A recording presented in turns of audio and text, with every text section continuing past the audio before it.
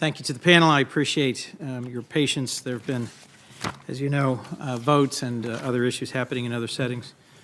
Reverend Risher, we did have an opportunity to speak during the break, but I just wanted to reconfirm my sense of loss at what you shared with us and the fact that I had the opportunity to visit and to worship and then to travel with Felicia Sanders and Polly Shepard. And it was a blessing to get to meet you today, and I look forward to your upcoming writing for such a time as this and talking about reconciliation work together. It's important and difficult work.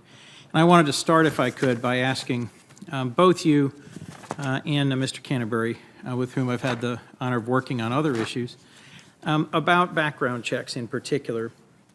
We talked previously about the ways in which the NICS system doesn't currently fully work to deny access to weapons to those who should, under the law, being denied access to weapons.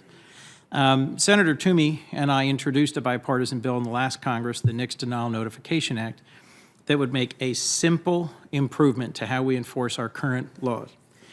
If you lie and try, if you go into a gun dealership and fill out the form and say, I'm entitled to buy a gun, they run the background check and come back and say, we're really sorry, but you spent 5 years in federal penitentiary for armed robbery. We're not giving you a gun today. And you storm out. In my home state, nothing more happens.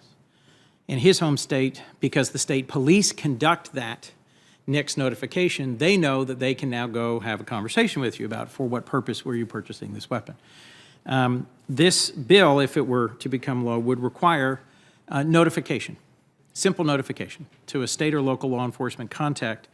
And these cases, these so-called lie and try cases are rarely prosecuted at the federal level, partly because of a lack of knowledge, partly because of a lack of resources.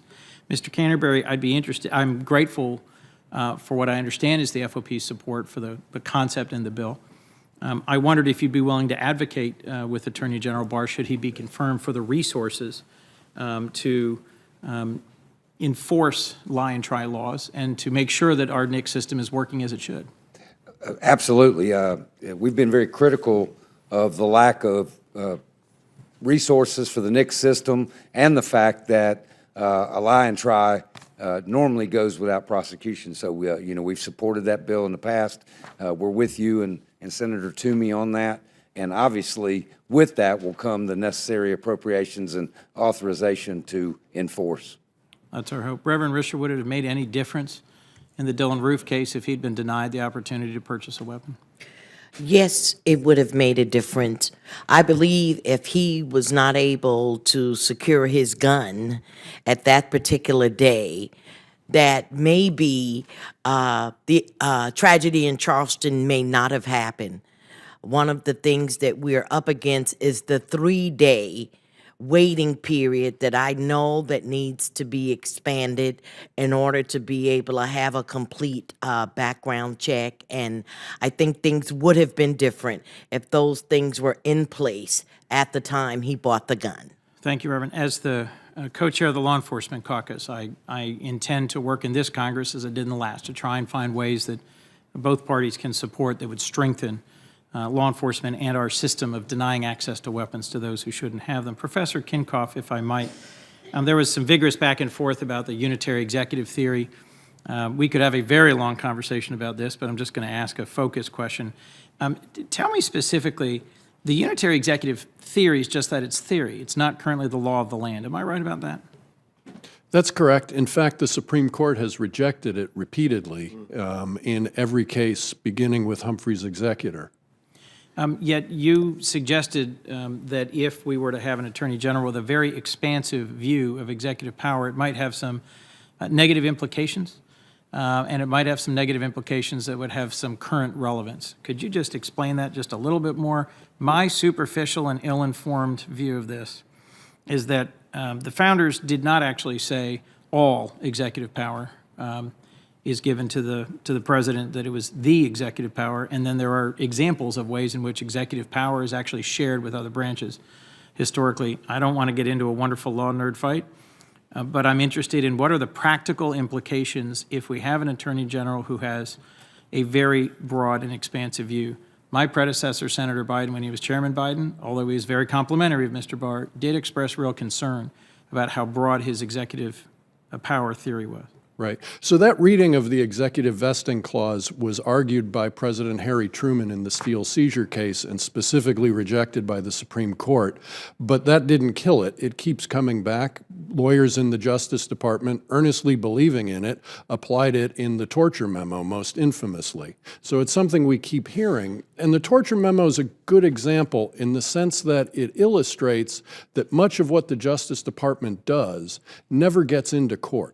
Right? And so the Attorney General is such an important position because very often the Attorney General is the rule of law.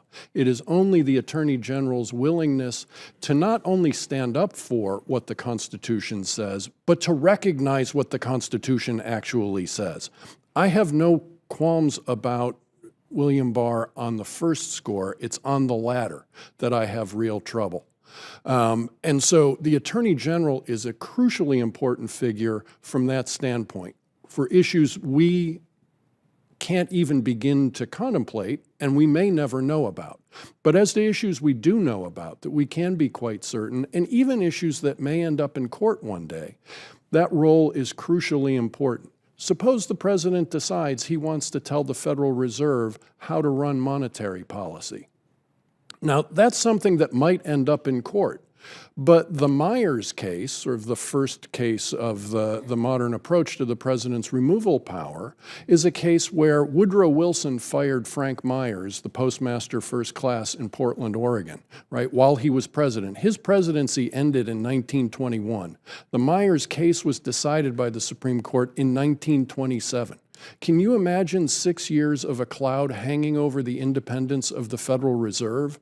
So even if ultimately the Supreme Court vindicates the proper view of the Constitution, we have potential enormous chaos in the markets. And that's just one example of one independent agency and the important role it plays in our lives. You previously cited a list of independent agencies in Humphrey's executor, and this is a line of questioning I pursued with our most recently confirmed Supreme Court Justice. I am very concerned about how this view, which begins with a Scalia dissent and now has expanded significantly in terms of its adherence, what its real consequences might be. If I might, with the deference of the chair, ask one last brief question. Very brief? Very brief. Because I've not voted. Mr. Morial, about 67,000 Americans every year are dying of overdoses. Mr. Barr once said, "I don't consider it an unjust sentence to put a drug courier in prison for 5 years. The punishment fits the crime." I've come to the conclusion we can't incarcerate our way out of the opioid crisis. Do you believe Mr. Barr will advance policies to help those suffering from addiction get the help they need without needlessly prosecuting and incarcerating large numbers of low-level drug couriers? I don't think we heard anything from him. I wasn't here yesterday or anything in his record that would suggest that. I think it's going to require strong congressional oversight. It's not the way we treat the opioid crisis mirrors the way we treated the crack crisis. We're just continuing the ill-advised policies of mass incarceration. And they certainly do not work, particularly for the user class. The user class. And what we did in the crack cocaine crackdown is it was users who were incarcerated for 18 months, 2 years, 3 years. Sometimes they repeated and they went back to jail a second time. And the opioid crisis is an opportunity now that we're losing 60,000 people a year, more than we're losing to gun violence, to break from those policies and treat the opioid crisis for what it is. It's a public health crisis, just like the crack and cocaine crisis. These are people with deep problems of substance abuse. It's not to exonerate the pusher. It's not to sanction it, but it is to come up with a more intelligent approach. So I don't know if the nominee is there, and I think that this Congress and this committee is going to have to force him to get there. Thank you, Mr. Morial. Thank you to the whole panel. Thank you to the chair for your forbearance.